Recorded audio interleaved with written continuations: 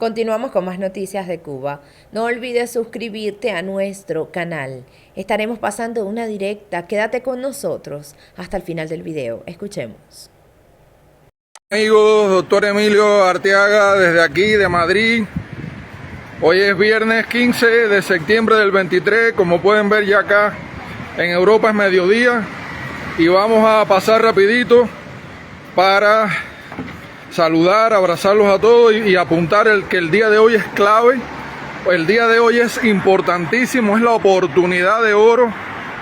Hoy, viernes 15 de septiembre y mañana sábado 16, porque como sabemos en La Habana está ahora mismo iniciándose la cumbre del G77 más China, que no es más que la presencia allí dentro de la capital cubana de decenas de jefes de Estado, de representantes de los organismos internacionales, incluyendo las United Nations, Naciones Unidas, los altos representantes del Parlamento Europeo, incluyendo su jefe, Borrell, y bueno, por supuesto, la prensa internacional acreditada en Cuba, los medios de prensa más influyentes, cadenas de televisión, en fin. Ahora mismo, literalmente, los ojos del mundo y el mundo en cuerpo presente, a través de sus representantes desde las potencias democráticas mundiales y otras naciones que no son tan democráticas, están allí dentro para reunirse, para debatir, para hacer su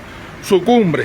Por lo tanto, varios activistas desde dentro y desde fuera de la isla venimos, en la cual me incluyo, con la idea de potenciar que es la oportunidad de oro, es el momento más clave para que la sociedad civil de una vez y por todas tome los espacios públicos y dejar claro que no estamos de acuerdo con varias cosas, incluyendo el mercenarismo en Ucrania, que es uno de los temas más candentes que tenemos en los últimos días, y por supuesto que no estamos a favor del régimen, y por supuesto que no estamos tampoco a favor de la continuidad del atraso, la continuidad del castrofeudalismo y la continuidad de un sistema y de un modelo que lo único que ha hecho es arruinarnos y llevarnos al desastre total, ¿no?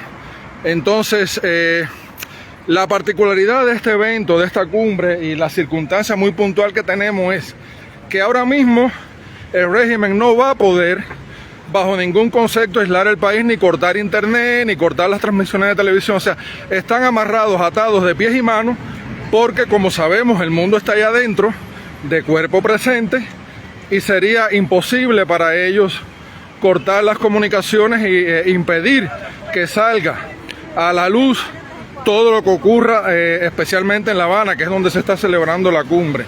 Por lo tanto, eso es un punto a favor del pueblo, a favor de la gente, a favor de la sociedad civil, que no hay posibilidad ninguna. La posibilidad de que corten internet se reduce a cero.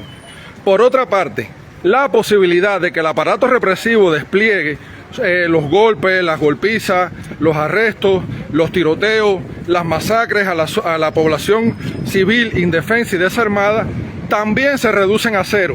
Se reducen a cero porque allí está el mundo de testigos, ahí están los jefes de Estado, ahí están los medios de prensa internacional y ahí están las delegaciones de los diferentes países, la prensa internacional, repito, y los representantes de los organismos internacionales, a los cuales ellos intentan todo el tiempo dar una imagen de normalidad y de que todo va bien y de que no hay problema y que el pueblo los quiere. Por lo tanto, tenemos todos los factores a favor.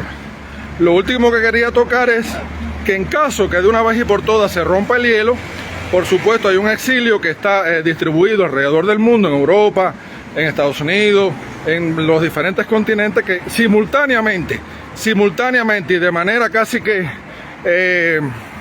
paralela nos iríamos desde las grandes capitales del mundo civilizado a protestar en las embajadas castristas y apoyar esto. Por lo tanto, repito, no hay posibilidad, no hay por ninguna vía que se le mire que sean capaces de arrestar, golpear o matar a alguien. O sea, básicamente el chivato ahora mismo te puede ver, te puede mirar, te puede vigilar, pero no te puede pegar. El chivato no te puede pegar ahora porque están allí los ojos del mundo y ellos no se atreverían delante de la prensa internacional hacer cualquier tipo de acción lesiva a la integridad física o psíquica de la población indefensa y desarmada. Por lo tanto, es el momento de oro. Es el momento de oro, es ahora o nunca, porque de aquí a que se repita otra posibilidad como esta, probablemente pase un lustro o pasen muchos años más, y de aquí a allá, bueno, realmente el destino de Cuba no sabemos a dónde va a ir a dar, porque estamos tocando fondo hace rato y más para allá de tocar fondo. Era lo que queríamos decirles. Nosotros desde acá estamos muy pendientes,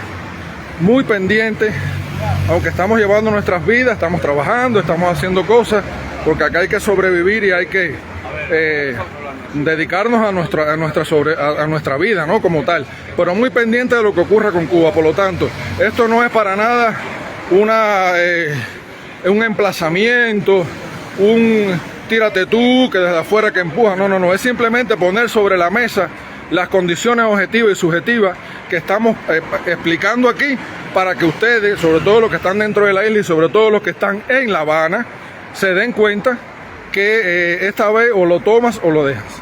Lo tomas o lo dejas, porque de lo contrario sería estar eternamente lamentándonos, quejándonos y lloriqueando por las redes de que no tengo comida, que no tengo electricidad, que la operación del niño, que la visa humanitaria y bla, bla, bla. Y eso no conduce a nada, porque la dictadura, el régimen se ríe absolutamente de todas nuestras precariedades y de todos nuestros dolores. Es el momento. Me imagino que debe estar amaneciendo en Cuba ahora, y ojalá que los que me siguen y me quieren y me estiman puedan ver esto y por lo menos incorporen la idea central de lo que estamos manejando aquí entre todos. Si de alguna forma mágica, que puede ocurrir, me dieran la palabra en la cumbre que se está desarrollando en La Habana en estos momentos, y me dieran 2 o 3 minutos para hablar, yo diría esto. Saludos, visitantes que asisten a la actual edición de la cumbre en La Habana del Grupo de los 77 más China. Saludos, cubanos en cualquier parte del país o del mundo en que estén. Saludos, ciudadanos del mundo, todos. Agradezco ante todo a las personas que tanto en esta cumbre como en cualquier evento o trabajo intentan de forma individual o colectiva alcanzar formas superiores y más justas de producir abundancia y repartirlas bien a nivel global.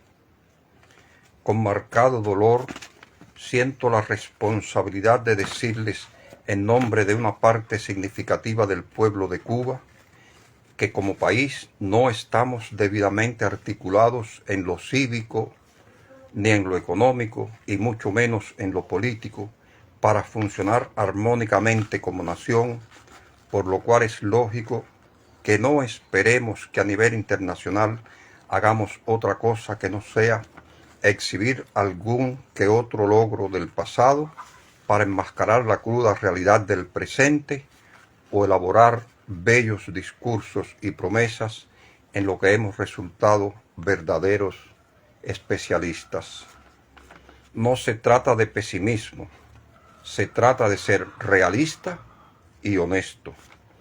En lo personal me he formado un criterio que pudiera verse como la suma de los criterios de las personas que con más profundidad piensan, sufren y viven tal realidad, y que pudiera expresarlo del modo siguiente.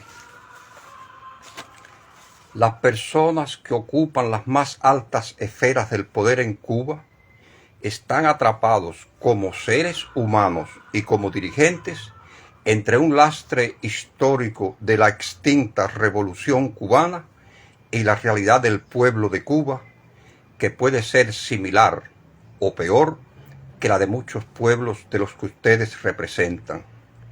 Es por ello que no es de esperar que puedan extender su inteligencia y su bondad a otros pueblos si no han sido capaces de extendérsela a su propio pueblo. Desde mi edad de 67 años, desde mi condición de preso político del 11 de julio, desde mi limitado margen de salud y entendimiento, les pido a todos que traten de escuchar esas voces que como lamentos onomatopéyicos salen de bocas tapadas y sufridas y que no pueden llegar a sus portentosos micrófonos. Muchas gracias. Ha sido el profesor Pedro Albert.